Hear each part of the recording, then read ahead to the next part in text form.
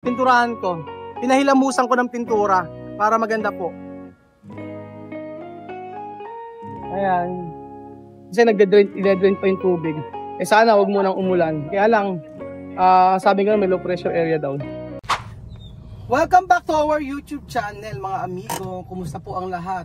For today's video, nandito po tayo sa may Casaguiñana. At ngayong araw po mga amigo, ay makikita niyo po kung ano po yung halos matatapos na pagre-renovate ng ating resort. Kasama po kayo dyan mga amigo. Dahil kabahagi kayo ng ating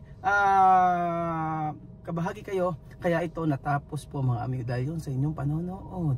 So tingnan niyo po mga amigo kung ano po ang natapos ngayong araw. Tara na. Dahil po ngayon po ay tag-ulan talaga. Ako'y nagwo-worry kasi kahapon po nag-tiles po sila sa flooring. Ngayon, ang lakas ng ulan.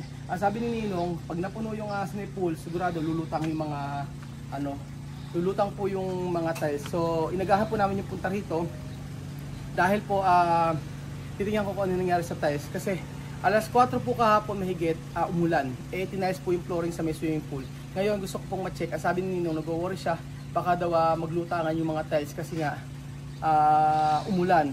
So, tinakman naman, kaya lang pool kasi yon. Baka mamaya yung tubig maipon doon. So tingnan po natin mga amigo ang nagawa. So naririnig ko parang nagde-drain sila. Parang may dine-drain sila mga amigo. So sana okay naman. Ngayon kasi mayroong malakas ang ulan. Alam niyo naman pabago-bago yung panahon dahil tiempo delubya po ngayon o panahon ng tag-ulan. So yung ibang mga project natin okay lang naman. Like sa may sa Bulacan tapos na tapos sa ibang tapos yung pintura pa. So tingnan po natin mga amigo kung ano yung nangyari. Tinakpan naman pala yung ito po.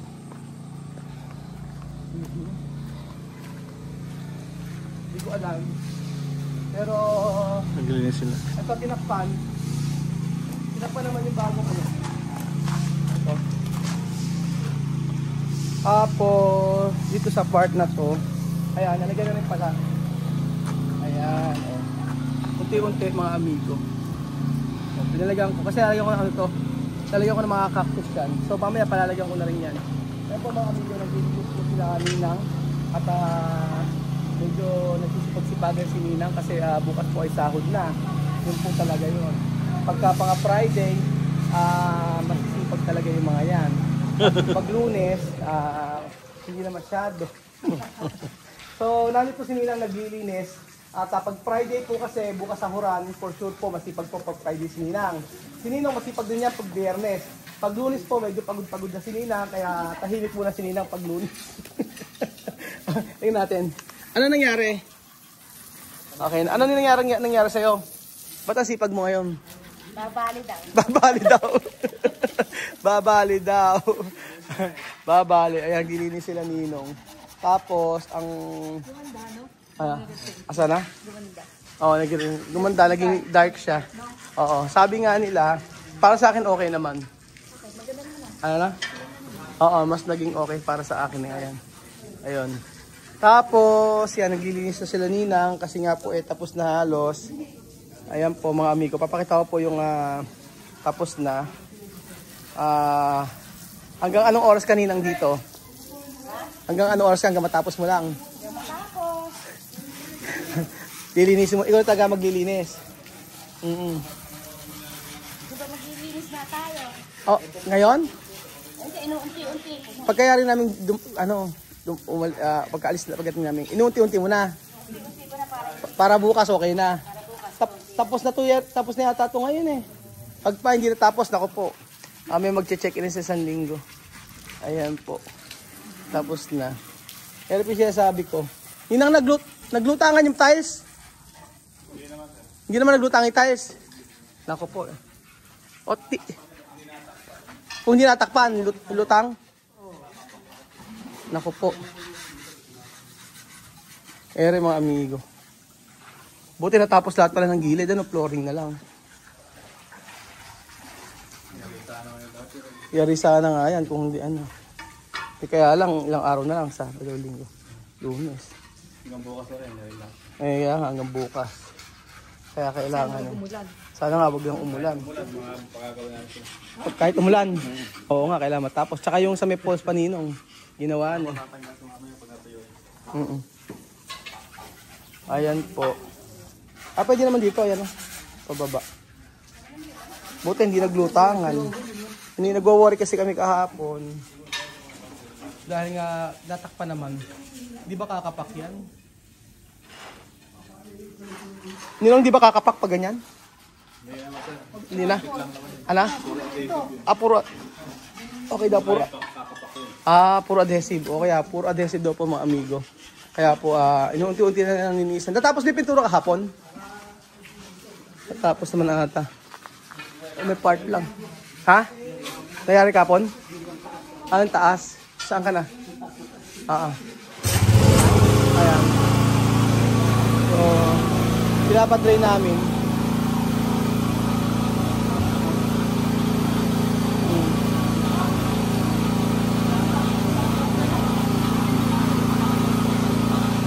Ayan.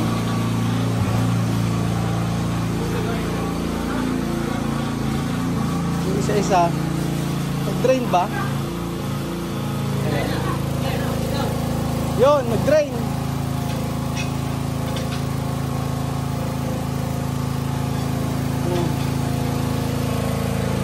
Inayos na yung ano. Oo, delikado. Yan po.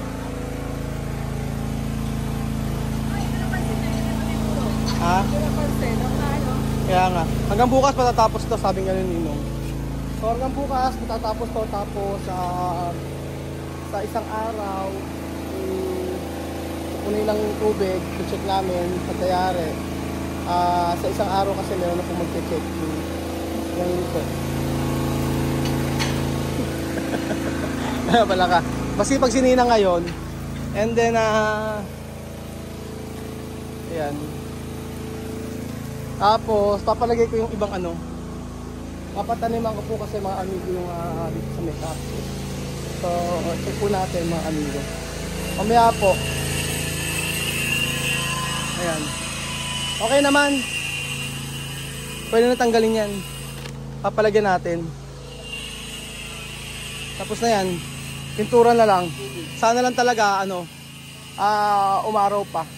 Hanggang bukas sana, kahit bukas lang. Kasi bukas po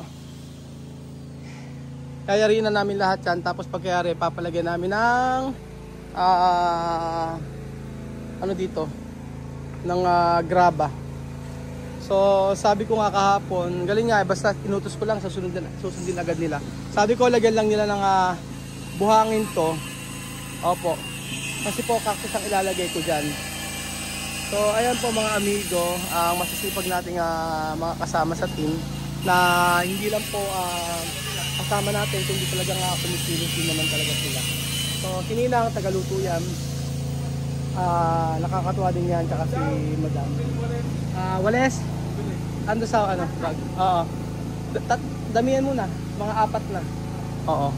Bibili ng walis po mga amigo.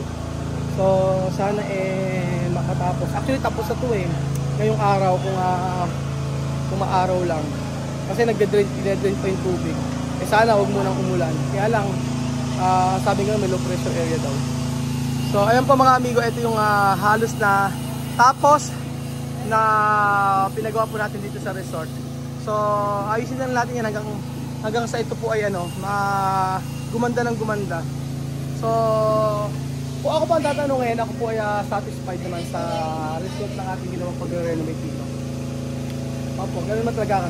Habang tumatagal, dapat inaayos natin. Kasi pagka hindi mo maintain, mapangit yung resort. Saka bukod sa mapangit, paano tayo makakakuha ng mga guests, diba? So ayan po mga amigo. Ayan, maaliwalas na po yung ating private resort, ang Casa Guiniana. And then maglalagay pa tayo, mga halaman pa tayong lalagay dyan para mas magmukhang maganda ang ating resort. Ayan po. Aayusin natin yan. Nagandahan si Lenlen sa kulay ng ating resort. Si Ninong ang nag-suggest ng ganyang kulay. Hindi lang ako masyadong nagandahan dito yung dito sa tiles sa baba. Ayan. Pero sabi nila okay naman na rin. Ganyan. Ayan po mga amigo. O ayan po. So nakikita nyo na po yung yung sabi Pandang Falls po mga amigo. Hindi na po namin tatanggalin yun. Kasi po sayang yung tiles daw at okay naman na. Kesa paayos pa natin ng paayos, hindi naman sira. Yung pinaka-first lang gusto lang natin yung gawin stainless na para lifetime po. So ayan mga amigo, nagtatiles pa sila. Ayan. Kaya drain. Sana ay mag-drain agad.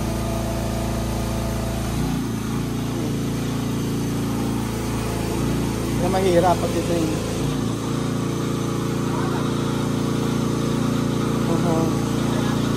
Pero alas okay naman na.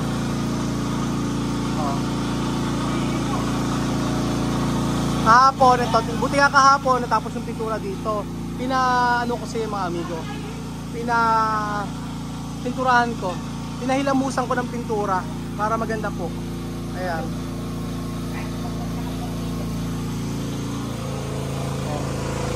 Kaya dito ngayon madali na po itong linisin.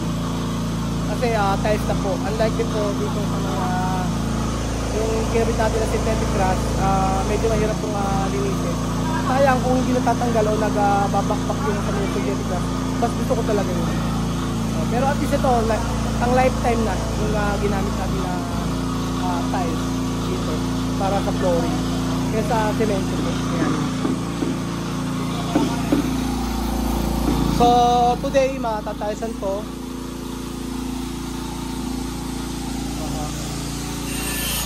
Ayan.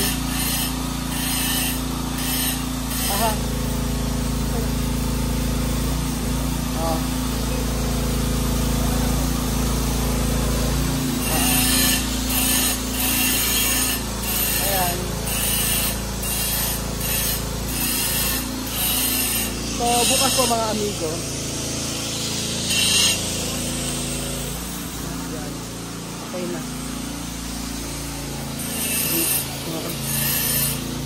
And then bukas po mga amigo, meron akong pa-surprise na gagawin. Abangan niyo po. Okay. Kasi ayan. So ayan po mga amigo, muli ayan. Kayo pa mga magsabi mga amigo, okay na po ba yung pag-re-renovate natin sa ating bagong resort? Ayan po. So sa lahat po na nagagandahan, comment down below. Sa hindi po nagagandahan, comment down below. Pa-share po yung ating mga videos mga amigo. At syempre, sa pag-share po ng ating mga videos, malaking tulong po ito mga amigo. Dahil po alam niyo po ang construction company natin ay kabahagi po ito, yung bahagi po ng mga kinikita doon ay tinutulong naman din po natin para sa mga tubo nating aita. And then syempre, ayun, sa feeding program doon sa Equatorial Guinea. So mag-start na ng feeding program doon. At sabi ko, nandun naman sila sa mami, makapag-start po ng pagpapakain sa mga African. So yun po mga amigo, yan ang latest mga marites. Latest sa ating Casa Pilipina. Malapit na po matapos. Saglit na saglit lamang po. Saglit na lang. Hanggang bukas po, okay na. Thank you so much po mga amigo. At God bless po.